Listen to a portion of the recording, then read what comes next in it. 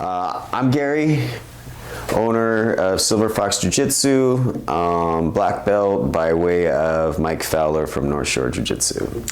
I'm Malika, black belt from Brian Wong Jiu-Jitsu Therapy.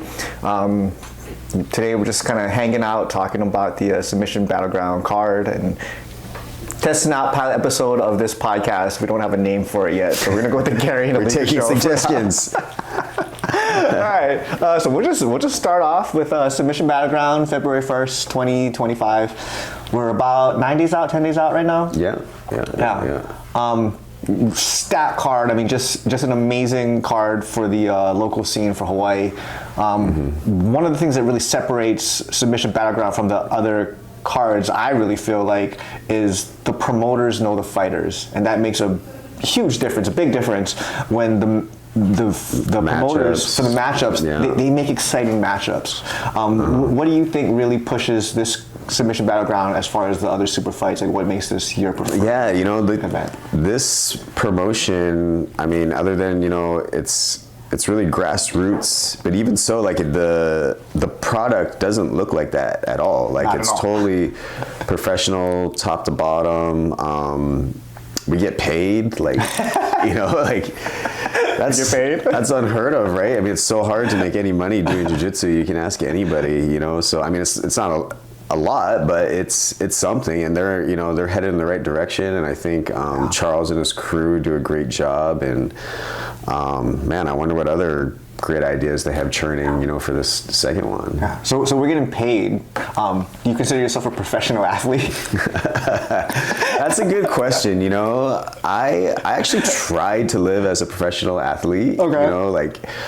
I would go to the same training center as some of the UFC fighters, and man, it is hard. Like, those guys are so dedicated. They have so much responsibility. Everybody just sees, the fight day, but they don't understand, like, how much work it takes, eating right, sleeping right. Like, all that stuff is a huge responsibility. Very tough to do. The discipline. I don't like being on a restricted diet. Me neither. It's terrible. I want to eat something, I want to eat it. But no, I do not consider myself a professional jiu-jitsu athlete. I love jiu-jitsu. I'll do it for the rest of my life. It's in my DNA. My kids will do it. They don't have to do it professionally, but I just love it, man. I love competing. I love the lifestyle. I love everything about it. I think with the kids, like, it's a good skill to have, even if they never get into a fight, even if they never chase it down as a career or passion. Like, it's a good skill. Like, hey, in case I ever get in trouble, someone pushes me, I know how to fall, I know how to get back up, I know how to not get injured. Yeah. That's like how, even when you're old, like,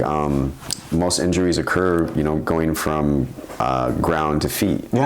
Being able to efficiently get from ground to feet, just normal, everyday, general physical stuff. I think in America, the number one cause of deaths with like your senior citizen is falling. Yeah, you better know how to fall. But it's a great skill to have. So put your kids in jiu-jitsu. Like, for there's sure. There's a plug for jiu-jitsu for the day. That's right. Let's get into it. All right. So main event, we're going to go top from bottom. Main event, cover the championship fights. We got Jeremy Nita from Trickster and Evan Isaki from Isaki Jiu-Jitsu in Kauai. What are your thoughts on this? Man, that's a good matchup. I know Evan Isaki, right? He spent some time with the Mendez brothers. He's an AOJ black belt. I believe so, yes. And Ian. Ian, right. Yeah. And Kavika. I mean, he's not on this card, but... and their jiu-jitsu is, really clean. I've never seen Evan get physical in a jiu-jitsu match. He's always stuck to his technical abilities, and it's worked out for him, Jeremy, I know, works out all the time. Also very technical, both running their own gyms, which I know is tough to do. But as far as strategy and outcomes,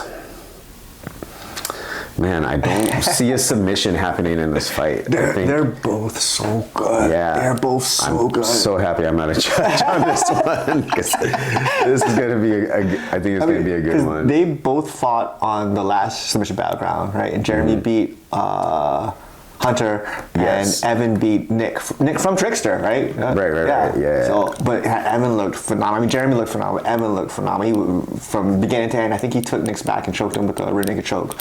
Okay. And then Jeremy, him and Hunter, they went back and forth for a while. He was ahead. I think majority of people thought Jeremy won, but it wasn't like a complete domination. It was like, yeah, he won that match. I believe they fought before, like when they were like purple belts, blue, purple, something like that. And Jeremy was smaller. Jeremy has put on some good weight. For sure, yeah. I think Evan won. I'm not positive on that. We gotta double check it. Yeah. I think Evan did win that match. So it's kind of a rematch, but it's been so long that, I mean, their games, you know, like think about it in a year, how much you can change your game. It's probably been like 10 for them. Yeah, for them. Yeah, it's gonna be a whole new match.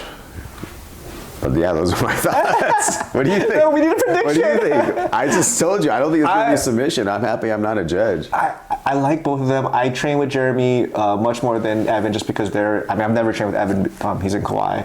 I think the size is going to be a factor. So from my understanding, this is a catch, or was supposed to be a catch weight, and then they decided to make it a title fight. But Jeremy's coming down, and he moves between like 3 or 4 weight classes. He's crazy. He'll go fight 200-pound guys, and he'll fight like 170-pound guys. But Jeremy walks around pretty big, and when he's in like 170-pound shape, that is a phenomenally cardio spectacular Jeremy. So I think natural size, I'm going to go with Jeremy. But like you said, I don't really see a submission, and I wouldn't be surprised if Evan wins this either. I think it's going to be a close match. Yeah. I also do not want to judge this. I want to watch this from the crowd. Yeah, I want to watch it. Preferably with a beer in my hand. Yeah, there you go. Yeah, we'll be, Okay, who we got next? Like, what you got? You got to pick. Okay, I got to pick. I'm going to take Jeremy by decision. Okay. All right, I like that. That's a good consensus. All right, next one. This one is fireworks. Bruno Pucci, United MMA, United Jiu-Jitsu, sorry. And then Andy Verella, Ninja Verella, ADCC vet from 10th Planet Las Vegas. What's your thoughts? Man, you know, I mean, Bruno's a world champion. I think he's a brown belt world champion, if I'm not mistaken. I think it's blue-purple. Blue-purple? Oh, okay. It might be brown. It might be brown. We gotta go talk to him. Yeah, we gotta check Bruno's that out. We gotta ask him. So, I mean, and he's from Brazil, you know, he loves to compete. I think he retired from MMA. Yeah, he retired he's just doing jiu-jitsu. Yeah, he's just doing jiu-jitsu. I mean, one chased him down to put him on their card. Yep. So, you know, he's definitely got skills. But then there's Andy Verella, right? ADCC vet. I think he's a bit younger, you know. He might be. Bruno's what, low 30s? I think so, yeah. Okay. Yeah, because he was at Master World, so he's got to be in his 30s. And then Andy might be approaching 30 though. He might be 30. He might be, maybe. He might be 30. Yeah. Super athletic from what I've seen. You know, I don't really like the Instagram highlights, but I mean he's got a ton of them. But Bruno's tough, you know, he's a competitor. I do think Andy Verella, though, gets it done by submission. By submission? That's a big guess. I like this matchup with Bruno focusing on just jiu-jitsu, right? I mean, you know, if you cross-train any other sport. Oh, yeah, it's tough. You're not all in, you're playing different rule sets, you're worried about just random things that don't apply, and your jiu-jitsu suffers if you're striking, or even if you're just doing like a judo type thing. But Bruno's always been like a top heavy, like take you down, pass your guard, like finish you from mount, finish you from the back player. And so is Ninja Varela. Yeah. Like they have the same style. It is a clash of styles. Like putting like your A game against someone else's A game who's the same thing. I love those matchups because it's not like, oh, this guy's gonna go for the legs, this guy's gonna, you know, try and pass. It's straight up like, hey, who's better at like their absolute A game? This one is tough. Yeah, I've seen. So I mean, Andy Verella, right? His lineage is 10th Planet, right? They're half guard players, rubber guard players, etc. Really creative in their jiu-jitsu. But Bruno's also a half guard specialist. Yeah, you know, he is. At least when I see him compete, he really enjoys half guard. So yeah, to your point, that clash of somewhat the same style, you know, could be tough. Yeah, this one is tough, right? But I made my prediction. You gotta make yours. I mean, okay, so from recency success, right? Ninja Varela, because what did he do? He got second in West Coast trials, something like first that. First or second in West Coast trials. I think he lost to one of the Tackett brothers. Yeah, no shame And in then that. he went to ADCC. He just fought Renato Canuto recently, and that guy is a monster. I mean, that's about as athletic as you can possibly get in this sport. But I like Bruno from the perspective of he's now focused in and locked in. Like, he never saw his full jiu-jitsu potential because he was chasing something else. And you've seen guys that have gone from like, oh, I'm only doing MMA, now I'm going to DJ, right? Like Mighty Mouse. Like, oh, now let me just walk in and tap everybody. Like, focusing on just one thing, I think the potential for Bruno to win is definitely there. And he's the home team. I know he's Brazilian, but he's the home team because he's no from doubt. here. So I'm going to go with the home team. Okay. By decision, because Ninjarella is super hard to submit. But I think this is going to be like probably, as far as those championship fights go, I think this is going to be the most exciting fight. This is the one I'm really excited to see. Cool. All right. Next one we got legend Barry Yoshida, ADCC vet, Hall of Fame, ADCC Hall of Fame, has won everything, competed in everything. He's been a black belt longer than I knew what jiu-jitsu was. Correct. Same. Yeah. I started jiu-jitsu. He was a black belt, and he was like, "Here, let me show you this." He was the nicest guy, but complete killer. And then we got AJ Mendoza, day by day AJ, right? AJ probably helped me the most. He doesn't remember. I was just some like white blue belt, and we would go down to one of the gyms he was training at, and he would just help me with all these random things. Hey, you should do this. Hey, you should do that. So I know both of these guys. I've trained with both of these guys a decent amount when I was terrible at jiu-jitsu, but they've both helped me a lot. Yeah. I think this is a really exciting matchup. It's in the gi, and they're both phenomenal in the gi. I think AJ, I heard he's working on his no gi game, but AJ is, in my opinion, the best under 140-pound gi player in Hawaii. Yeah, you still didn't make a prediction though. I gotta go with Barrett. Sorry, AJ. I gotta go with Barrett. I mean, he's a legend. You fought Barrett. Yeah, I did. Yeah, you fought Barrett. Yeah. So how'd that go? I fought him in another promotion, and the announcer, it was so funny because like the announcer was Gary Nakamura, black belt, blah blah blah, you know, and then Barrett came up and they like listed all of his accomplishments, which took like 2 minutes, and then they top it off with the greatest Hawaiian grappler of all time. I'll never forget that. Thanks, guys. But yeah, I've competed against Barrett. I've trained with him. I've studied his game. I use a lot of his stuff. And what's funny is, Barrett is like just the nicest guy in person. You know, if you ask him, he's always down to help you out. But when we competed, like before the match, he was like, he stood in the middle of the ring and like put his fist and was just looking at me like he knew, okay, Gary, we've been acquaintances before, but we're nothing close to friends right now. Let's do this, right? And I'm so grateful for that experience, you know, to go against somebody like that. Such a tough competitor. You know, his wrists and his ankles are like super duper thick.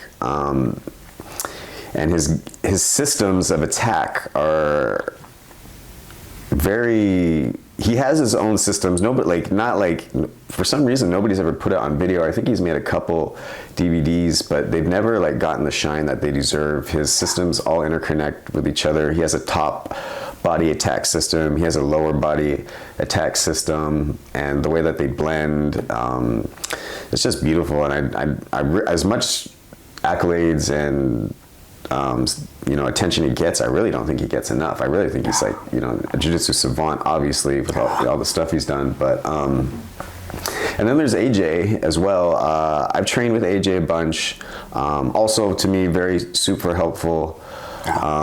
His guard is crazy. Yeah, his guard is good. Crazy. He has some very unique things about his guard. Some grips that he uses. So yeah, this one I think is going to be a good match. I do know AJ's brother went against Barrett. Okay. And Barrett beat him. AJ's brother is also a black belt. Leticia Ribeiro, black belt. And he's active competitor. Yeah. At the time was active competitor. And Barrett beat him, you know, but this is a totally different thing. I get that. All right. I'm just, you know, covering the history. This is a tough one. But my friend Gerson also recently went against Barrett. Okay. And Gerson beat him by decision. Gerson, similar game to AJ. And luckily, AJ could definitely win this. AJ could definitely win this. Yes, yeah, for sure. This is a tough one, man.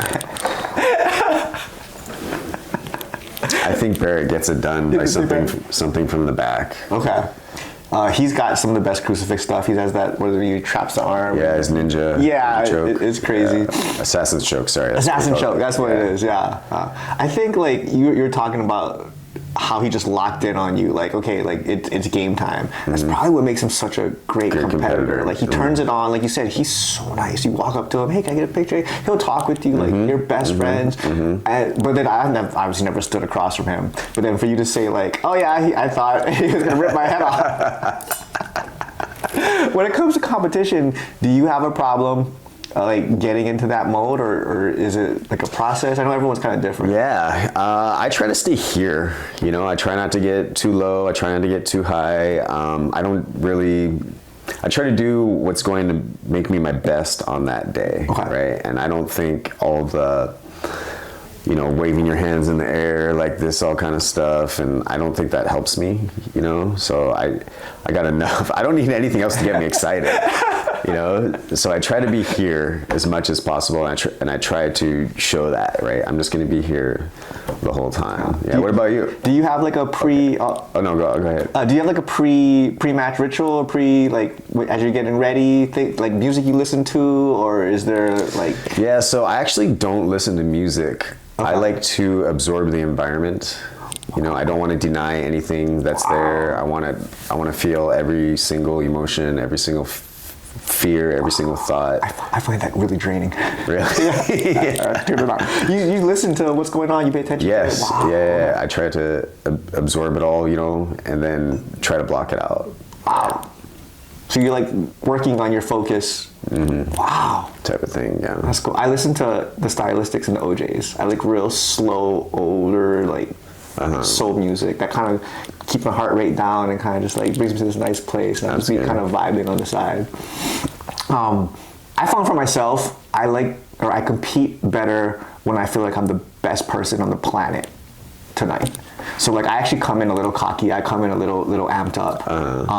I've like as you're coming up, right, you experiment. Some guys are like, hey, you calm down, hey, do this. Like I like to be calm leading up to it, but like walking in those last 5-10 minutes of it, like I start telling myself, like I'm sitting in the back talking to myself, like you're the greatest of all time. Like you're gonna tap this guy in 1 minute. Like if it goes 10 minutes, like you have 30-minute cardio. Like this guy is nothing. I have to walk in for myself to perform, like on like an absolute cocky level. Okay, then I got 2 questions for you.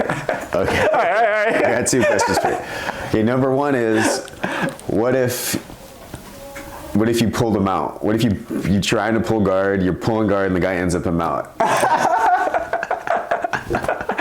I mean, I'm still the best in the world. Right? I'm gonna get out of this. I'm still gonna finish off.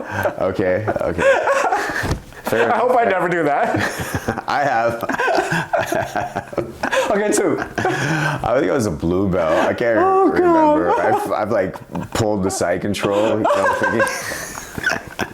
thinking you're a know-it-all blue belt. All right, second question then.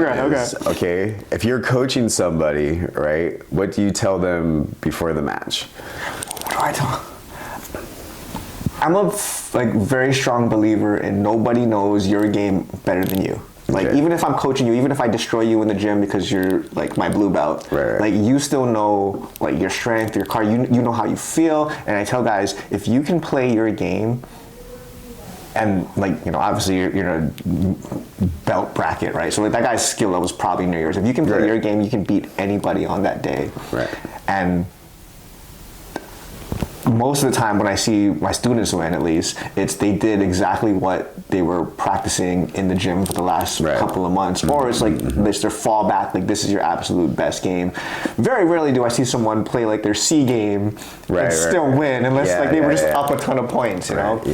So I usually just tell people like play your game and be as aggressive in your game as possible. And then the other side of the advice, don't see the negative thing, is like if it's not your game, like just disengage and reset. Like resetting thing for me, and I do it. Remember now, this is them about to walk on the stage. All right, you got 20 seconds to give them their last. Play your game. I would say play your game, be aggressive. I mean, that's Play really your game. yeah. That's good advice. I think so. What do you tell your guys? I don't tell them anything. Let them go. Yeah, I just like if I have to tell, like nothing I can tell you in this moment is going to make your jiu-jitsu that much better. Yes. Right? It's yes. everything that we did in the gym that's going to count. So.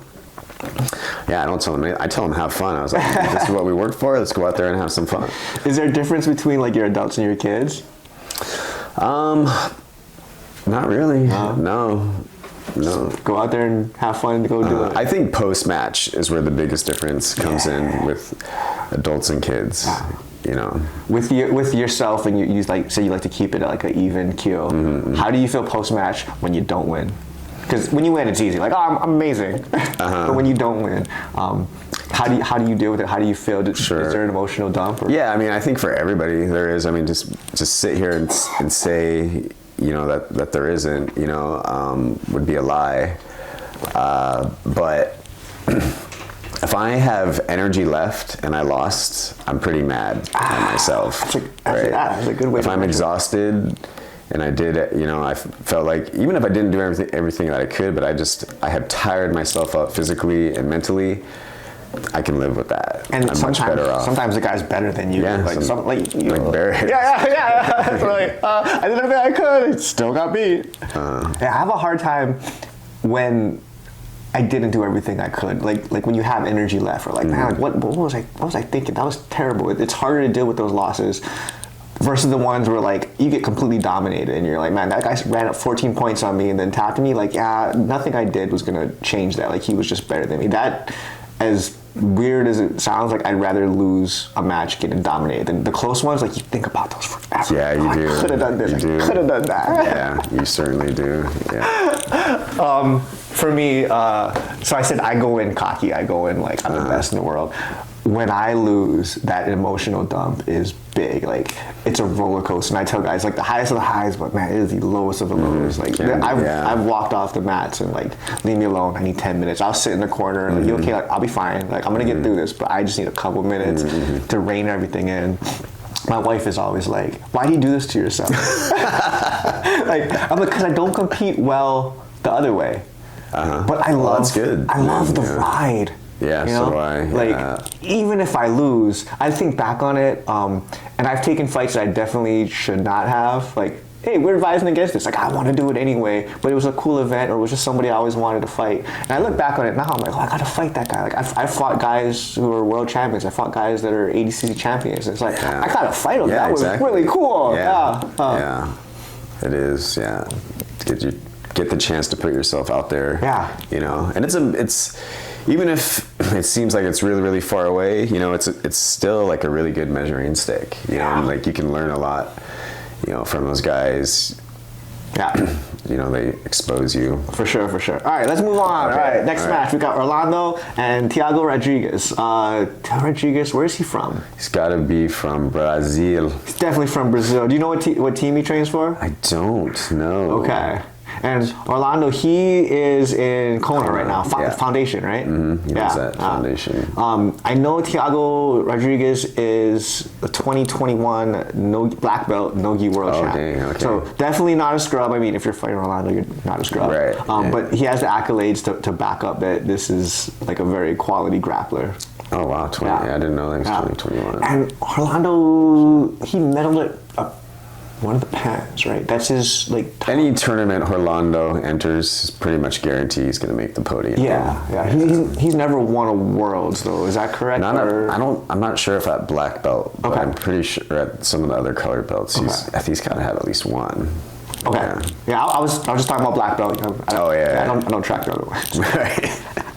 Yeah. Too many. I'm pretty sure he hit the podium at pans, and he might have done it twice. Okay. And for people that don't know, like that's the second biggest tournament. Like in the world, if you can get also 2-time silver medalist. It's a big tournament. That's a tough tournament. I fought that thing so many times. I got to quarters once. There's always studs in that bracket. Yeah. People train really hard for that one. It's like the precursor to Worlds. It's a tough tournament. So yeah, making the podium at Pans is a huge thing. Awesome job, silver twice. Yeah. All right, what do you think? I'm gonna have to go with Orlando on this. He's just really good competitor, you know, and lately he's been getting more physical. Yeah. I know he was training for MMA. I don't know if he's still chasing that or not. I know he trains hard, and he's beat some good guys in Hawaii. Like I think he beat Jeremy Nita at a no-gi match. Was it? He beat him. I think he beat him somewhere, but he like finished him. Oh really? Oh, okay. I think he took his back and rear naked choked him. I might be wrong. I think that's what happened. Yeah. I think so too. And Jeremy's like, I mean, he's fighting on a main card. He's a main event. Jeremy's phenomenal. Yeah. So anyone that can beat Jeremy, let alone submit him. Yeah, Orlando's world class jiu-jitsu. Yeah. I wish we knew where this Tiago guy was from. Yeah. A little bit more history, but yeah, I have to go with Orlando. Next time we'll do better research. Yeah. I'm going with Orlando too. Like I know it's a known quantity. I know he's phenomenal. Like I said, the other guy has the accolades. He's probably also a great grappler. Really sorry. We didn't do don't kick our butt. We didn't do our research on this. But this is a Hawaii fight card, and we're gonna go with the home team because that's what it is. Yeah. All right, next one. Mana Newman from Trickster. Right. And we got Shy Lily from 10th Planet Vegas. I know who I'm going with.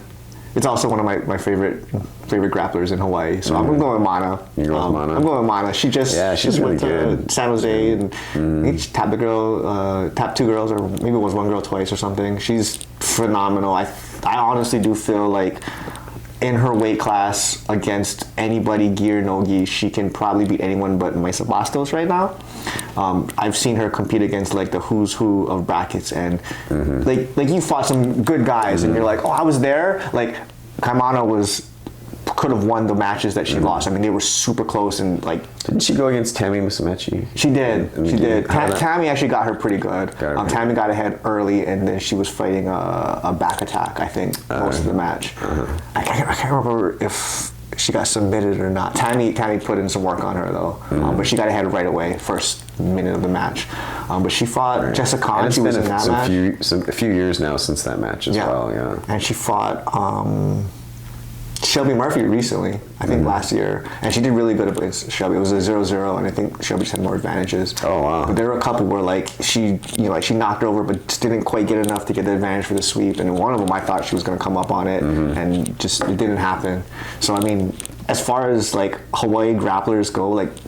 A lot of us fight in the old man brackets, and we're not black belts, so like you can't really quantify like, oh, you won a purple belt, like, oh, you're doing good, but like black belts, it's a whole different monster. Kaimana is fighting the best of the best at adult black belt, and she's winning matches, and she's with the top fighters in the world. She's in those matches. I think she's the best grappler in Hawaii right now, as far as like what you're currently doing. Yeah. I would agree. Pound for pound, I think she's definitely one of the best. Yeah. I rolled with Mana a couple times, and I had to use my man strength not to get annihilated. She definitely got the best of me. But Shy Lily, I've seen some videos of her. She's done these ADC events, medaled at a lot of them, won a couple of them. I think this will be about who gets to their position first. Okay. Yeah, who gets to their position first, who's got the better transitions. Yeah. And I'm going to have to go with Kaimana on this one. I think so. Again, we're going with the home team. We both trained with her, and I also, like I said, I give my opinion. I think she's great. Yeah. All right, so let's talk about our matches. We're also on the card, so we're helping... Shout out ourselves. All right. We got a funny story. So your opponent's name is actually Alika. Yeah. So let's talk about that call you got. Yeah, so Charles calls me up. He's like, "Oh, Gary, sorry, the first guy dipped out, blah blah blah, but I got this other guy named Alika," and I was like, "Alika." is he coming up or am I going down? Right? Like we're like 20 pounds difference.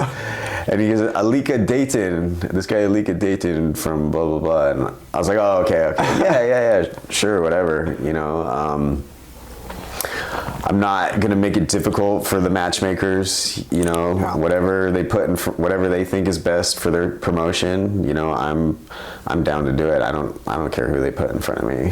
That's good. I think for the competitors out there, understanding that, like, take the matches. The promoters took some time thinking about it. They're trying to set everyone up, age, experience, weight, whatever else. When they call you, like, they put thought into it. So don't turn it down unless it's like you really don't want that fight. Like if you train with a guy and he's in your gym, right? Yeah, okay, yeah, But for the most part, if they call you with a match, take the match and take it right away, because they're gonna call you back. Yeah. I want to be easy to work with, and I'm looking forward to this match. Somebody that doesn't train here full time. I know he's from here. Okay. He's kind of from. I think him and AJ actually used to be teammates. Okay. So. He's from RSA. Everything I know about that academy, those guys are super technical coming out of there. Yeah. I've never watched, or I guess he was on the last submission Battleground, but I didn't see his match. I'm trying to think. I think he won. You remember who he fought? I do not know. Some guy, I think it was somebody from Alliance, maybe. Okay. I'm not sure. One of their featherweight black belts or light featherweight black belts. But yeah, I see him in the highlights actually. I think he won by some type of rear strangle, collar choke from the back. Okay. Looks like a knee cut passer, likes to play open guard. So, I mean, that's kind of like, that's the only guard pass I know is a knee cut. I know this might come out before before the actual event. Are you willing to share your strategy? Or you can just be like, no, shut up, leave me alone.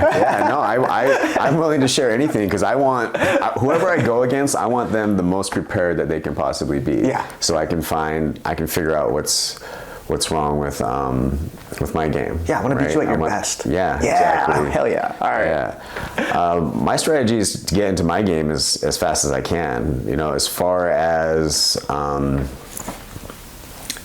pulling guard or takedown, it depends what I can get. If I feel like I can take this guy down and get into one of my positions first, I'm going to try and take him down. If I feel like I can get to a guard that I like to play, then I'm going to pull guard, right? And that really all starts with, for me, gripping, noticing the guy's stance, which foot he has forward, and the angles that he's willing to give up from the feet. Okay. Right. So get a good read and kind of feel where you're going to be strongest. It's a good strategy. Do you usually go into tournaments with that? Like, I'm going to just pick something and implement it, or like I'm going to take what they give? For tournaments, I've only been a black belt for 3 years. Okay. Coming up on 3 years. Okay. So usually my tournament strategy is I need to go out there and do what I've been practicing. Right, and usually it's something specific. It was something specific in the lower belts. Right. But then when I got to black belt, my coach told me, okay, now it's time. You need to start trying to be good from everywhere. Right. So I don't have as much of a specific strategy. Okay. Right. But if I see my opportunity to go somewhere where I like, that's generally what I'm going to do. Do you feel like your top game, your bottom game is balanced, or is no, not at all. No. I would much rather be on bottom playing guard. Really? Yeah. Okay. Gi and nogi, is there a difference on it or no? No.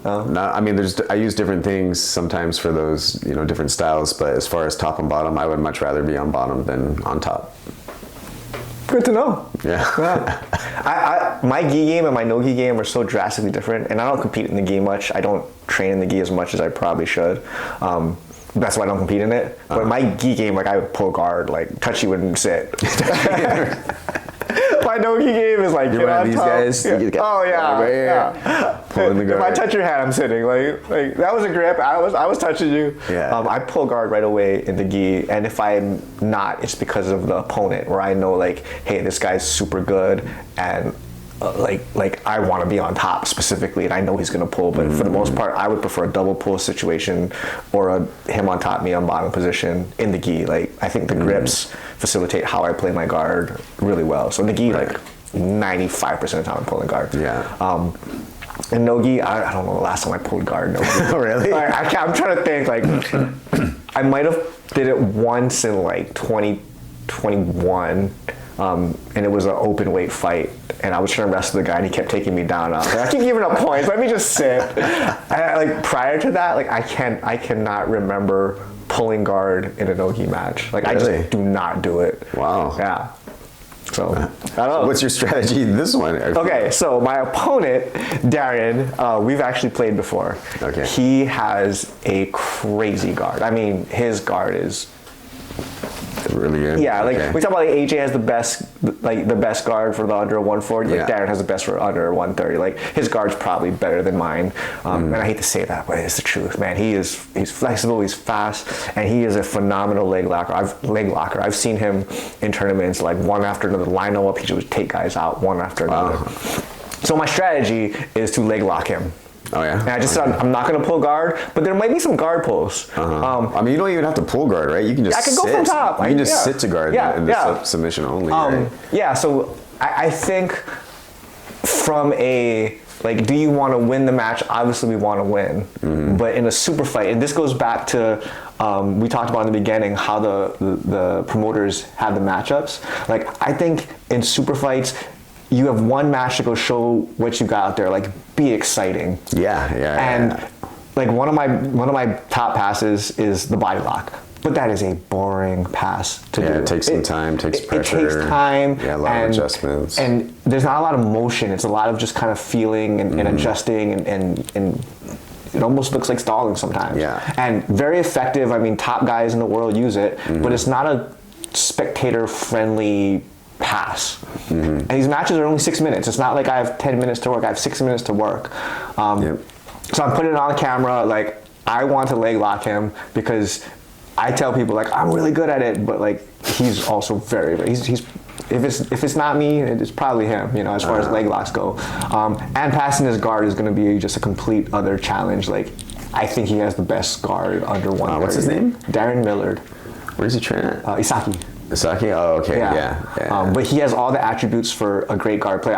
Every time I've seen him compete, videos I've seen of him, he pulls guard, and he should, because his guard is, I think, is the best in under 130. So, just for the excitement factor and for the, like, I want to prove to myself, like, I want to beat you where you're your best, and if I can beat you at your A game, like, that'd be really cool. That being said, if the match starts going and I get a good position or something happens, like, I'm not gonna take a free sub or a free pass. So I'm saying I want to leg lock him. I'm not saying I'm going to.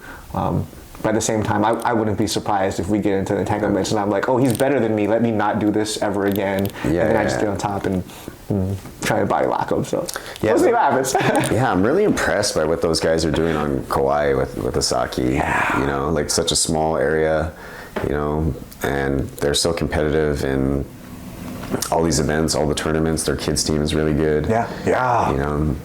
Do you think the Lineage matters? Because you have like a all-time, Mike Fowler, like, for those who don't know, he was top 3 in the world, maybe top 2 in the world at one point. He was the first generation of, like, competitive American black belts. Yeah. So, legendary coach.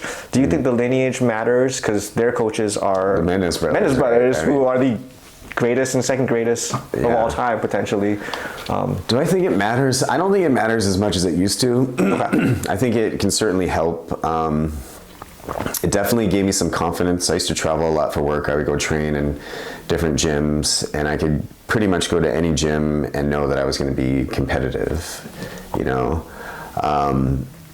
But as far as getting, you know, past that hump and, you know, you want to get to the top of the echelon, I'm not so sure how much, you know, that the Lineage matters as much as, you know, just putting in the work in for yourself, right? And we've discovered, Jiu-Jitsu has finally discovered now, or at least it's become mainstream, that, you know, if you need to lift weights, you need to eat right, you have to train outside of training. Shocking, right? In a combat sport that you have to do other stuff. Yeah. Except for Marcelo. Marcelo can do whatever he wants, right? He's like, I don't work out. I just show up to class and beat everyone. Yeah. Have you got a chance to roll with Marcelo? I have. You have? It's like go down to his gym is terrifying. It's like, I don't even know how to explain it, because he'll give you some profound statement in like the most simplest terms. It's like a Sun Tzu type of thing. Like he'll give you just this golden nugget of knowledge that's like, obviously, but like no one's ever said it that way. And then when you roll with him, it's like he does it perfect when he does it. So one thing he told me, like, if you got it, go. If you don't got it, don't go. And that sounds so simple. Like, oh yeah, whatever, I know that. Right, but when you think about it and you see him, like when he has whatever it is, the grip he needs, the angle he is, it's like 1,000,000% he takes it. And when he doesn't, you feel like you're just sitting in front of him. Like I'm standing in front of him, we're hand fighting. I'm like, oh, I'm doing so good against Marcel. Like, oh, he hasn't done anything yet. And like, whoa, I'm tapping. Like, what just happened? Yeah. Like the whole transition was half a second. How did he tap me? But yeah, it's crazy to roll with him because it's like perfect. The timing is perfect, and everyone talks about he's fast, he's strong. It's not that he's not fast, he's not strong. Right. I've rolled with people stronger than him, right? I've rolled with people faster than him, but his timing is the absolute best. So I say definitely go to Marcelo's. Roll with him. yeah. I got to train with him a couple times. Okay. And along with his jiu-jitsu being phenomenal, right? Whenever I ask him questions, there's no confusion in the way he explains things, right? There's no doubt in the way there's no and buts or ifs when he explains things. You know, everything is just so crystal clear. Yeah. You know, everybody talks about his jiu-jitsu, which I mean, obviously why, right? And I'm sure his teaching is great as well. But you know, there's so much more that goes into being a good teacher. You know, and besides, you know, competition accolades, and man, that guy is beyond his knowledge. The way he delivers information, he's obviously studied that as well. Yeah. You know. Yeah. I'm really stoked he's in Hawaii and his gym is open. I want to try and make it down there at least once a month. Like, oh wow, I live far from him, but it's like I'll make the drive down there and just get on the mat. Yeah, I haven't seen his new academy yet. I'd like to see it. You know. Yeah. But yeah, Marcelo Garcia, greatest of all time. He's also my favorite grappler. So it's really cool that he's at least on the island. He's going to do a lot for Hawaii Jiu-Jitsu, I think. I imagine his first black belts. Like when he gets some homegrown guys, like, oh, they're going to be phenomenal. Because his gym in New York was like, you walked in, it was all killers. Yeah. That'd be really cool. All right, are there any matches on the card, Submission Battleground, that you're excited for, that you really want to see, or just maybe like one of the fighters that you haven't seen in a while? Man, I have to go back and look at the card. Look at it. We can do that. All right. Let me pull this up. All right, here we go. Oh, look at this. First one. Oh my goodness. Ray Cooper versus Shane Nelson. Do you know anything about Shane Nelson? So he was an old MMA fighter, right? He was on the Ultimate Fighter. Ultimate Fighter, okay. With I think he was in the same season as Kendall Grove. Oh really? Okay. Like Kendall Grove was a coach, I think. Oh yeah. It was something like that. But he's he loves Big Island. I think he's from Big Island. Oh no way. Yeah. Okay. But like MMA fighter, fought in the UFC. 3 or 4 fights, I think. Maybe even more than that. Oh, wow. Yeah, so he's been around a long time. Like, yeah, super cool to see the MMA fighters getting in on jiu-jitsu matches. Yeah, for sure. And then obviously, like, Ray Cooper. Like. Yeah, I think, man, it's going to be an explosive one. Yeah. For sure. Ray Brother Boy Cooper, Judah, Lion of Judah. I know his pedigree is wrestling, right? He's a wrestler first before anything else. So... yeah, this one is going to be fireworks, man. Excited to see this one. Yeah. I think it's cool to see MMA guys getting in on this and showing off the grappling aspect of the game. Because, like, for those who don't know, like, Ray Cooper flatlines everyone. Like, you don't need grappling. He hits you, you die. So it's cool to see him out there grappling. All right, what else? We got Maya, Levi. We got Ian and John from Aloro. Well, that should be kind of a cool one. That'd be cool, yeah. Blaine Riem and who's this? Gerald Castanet.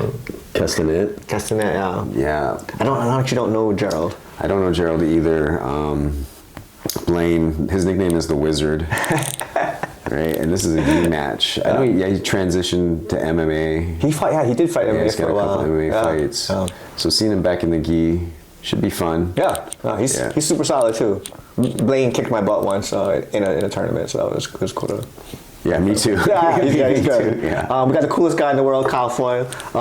Dustin Haraway. Oh, Dustin's on the card. I didn't even know he was on the card. Mm-hmm. Dustin's from here. He used to train with Cavernia's team. Back in the days, yeah. But he's in Vegas. I think I remember this guy. Yeah. Okay, yeah, he was really good. Yeah, then he moved away.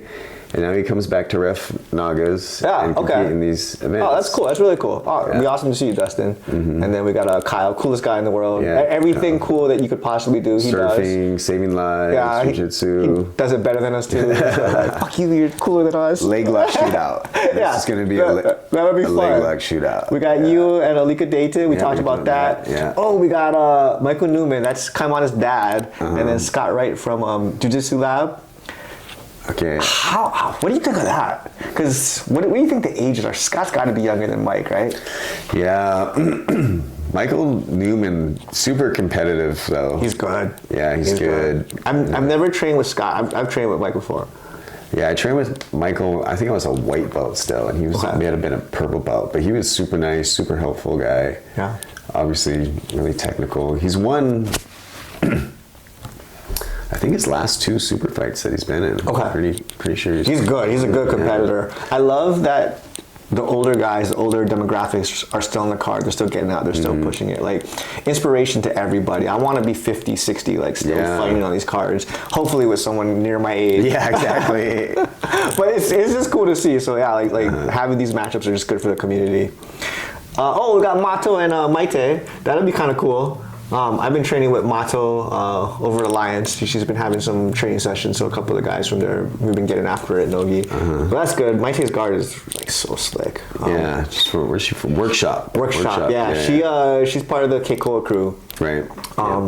But yeah, her guard is super slick. I think they're friends, honestly. So it's cool to see. I wouldn't be surprised. It's cool to see people like, we'll get a jiu-jitsu match. Especially the women. We're such a small community, such a small area. It's cool that the women here stick together. Yeah, it's good that they'll still take the matches. Not like like I said, if you live with a guy, if you train in the same gym, it's kind of weird. But if you know him, it's like, take the scrap. Yeah, take the scrap. This is a matchup I really like here. So Jeff, Kikoa Jeff, and then Joey Jordan. I think this is going to be good. You think so? They're both tough.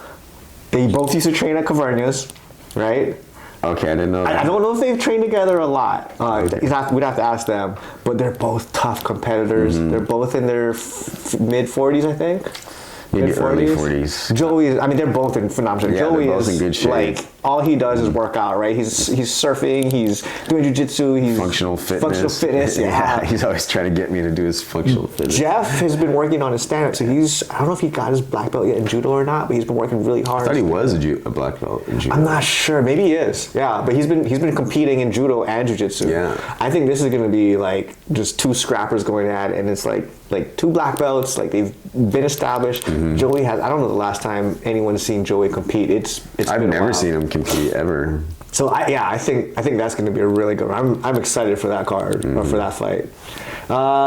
Tang and Lloyd. So Lloyd's coming from Guam, Atos Guam. Yeah. Shout out to what's the guy that runs it out there? Carbs, Mike Carbolito. Mark Carbolito, yeah. Yeah, he was a legend. That's where Lloyd's coming out of.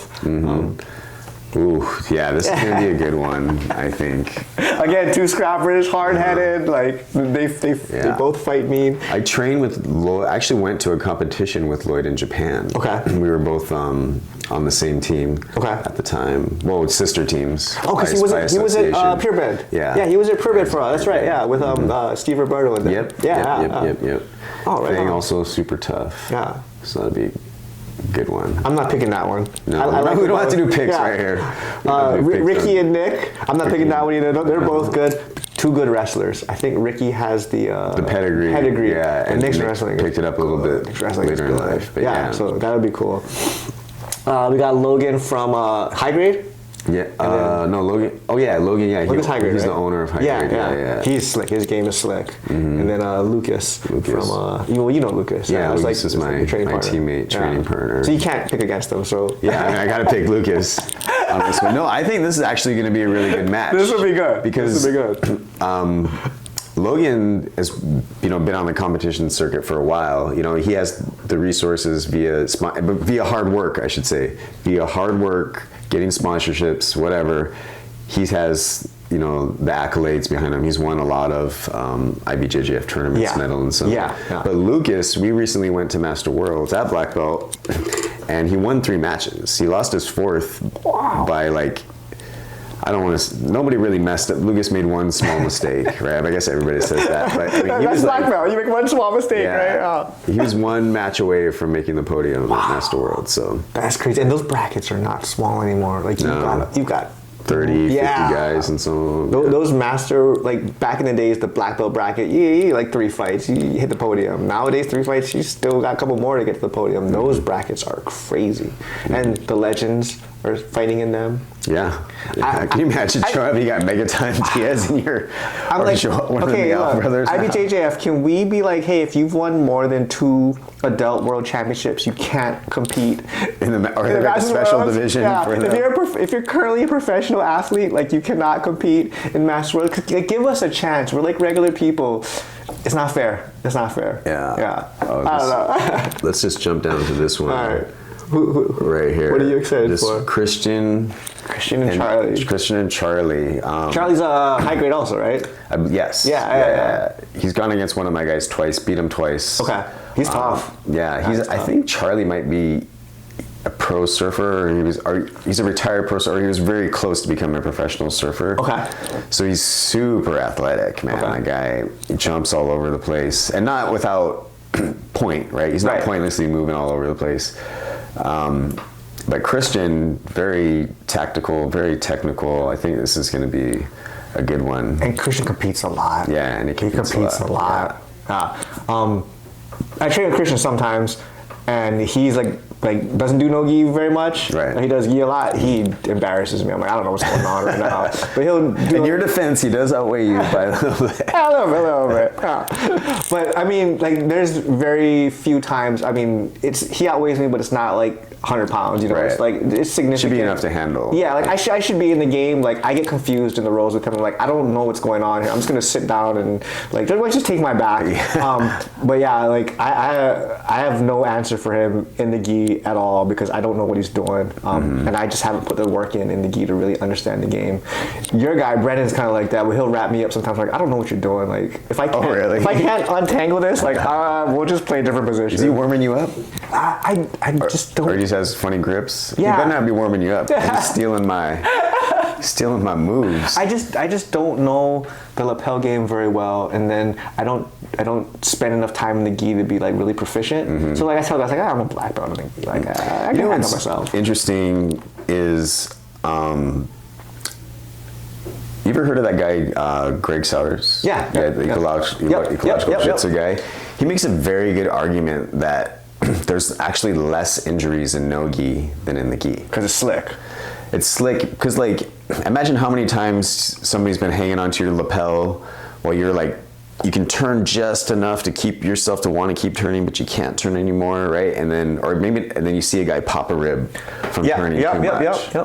Right? Like that doesn't happen certainly injuries happen, but those types of injuries don't happen in the no-gi as much. If you can death grip something, there's higher chance for injury in those. I agree with it. But yeah, that's why I don't train gi. It's injuries. It's for the safety. Let's skip down. There's a match I really like here. Unless you see someone you really want to talk about. It's this one here, Dan Nagata from Workshop and Keikoa Canulo from Sojourn. That match is not black belt. I'm so excited for that. Have you trained with either of them? I have not, no. Okay, so Dan, like, great leg locks. The Workshop guys, I mean, they're just so technical. Great leg locks. He's always chasing that sub. It doesn't matter where he's at. Like, every time I roll with him, it's like consistently just defend. He just chases it. Keikoa is like one of the up and coming. Yeah. I think he's 19 years old. Oh, wow. He's a purple belt, so he's fighting upper bracket. He is 100% nonstop action. Oh, really? I've seen guys get him in like deep footlocks. Like he will fight out of absolutely everything, and his front headlock game is. He's got those long arms. Yeah, he will jump over the top of you for that front headlock.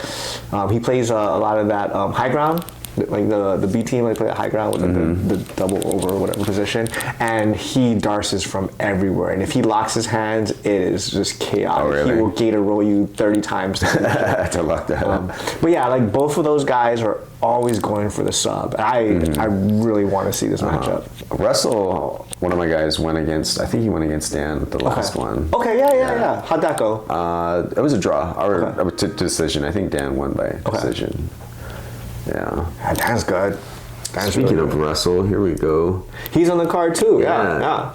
I've never heard. He's going against this guy Nalu Marks. I don't know who that is. From the Big Island. Yeah, I don't know who he is either. It's harder to track the lower belts. Sorry, guys. You don't matter. It's no, they just haven't been around as long. Yeah. You know. But as far as like getting your name out there and getting established, if you're exciting, if you're putting it out there, like if you're boring, no one's gonna remember you. Even if you win, no one's gonna remember you. But if you're out there and you're exciting and you're like really going after it, win or lose, people are gonna call you back for the fights. But you're gonna create like we're talking about Keikoa, and he's a purple belt, right? I just said they don't matter, but like everyone knows who he is because he's so exciting, so dynamic. Like when Dan was a purple belt, it was the same thing. He was just 100% in the stuff. You'd watch him in Nagas, like he would give up points. He would fall from top to bottom to try and leg lock guys, and it was like I'll watch him any day of the week. So you want to get your name known, be exciting. Yeah, for sure. It just helps with stuff. Yeah, you know the like the Tackett brothers, the Ruotolo brothers, right? They are obviously very good at jiu-jitsu, right? But when they do jiu-jitsu, it doesn't look like they're doing jiu-jitsu, right? Yeah. They look like athletes, you know, chasing submissions, you know, and that's what's exciting, you know? Yeah. May not be the best option if you're in a street fight and you're a smaller person, right?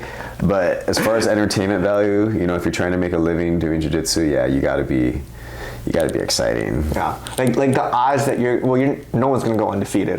Yeah, it doesn't happen. Yeah. But the odds that you're gonna be the greatest of all time, probably pretty low. But to be an exciting fighter, like you want like your Gary Tonins, your Jeff Glovers, phenomenal guys, but like we remember them. Yeah. Bill Cooper, right? Like you remember the matches more than these guys who they won a whole bunch. Like, oh, this guy won a Worlds, and it's like I don't remember him at all. I don't know who that is. Right, yeah. Who won lightweight Worlds in 2017? You're not going to remember, maybe Lucas Lepre.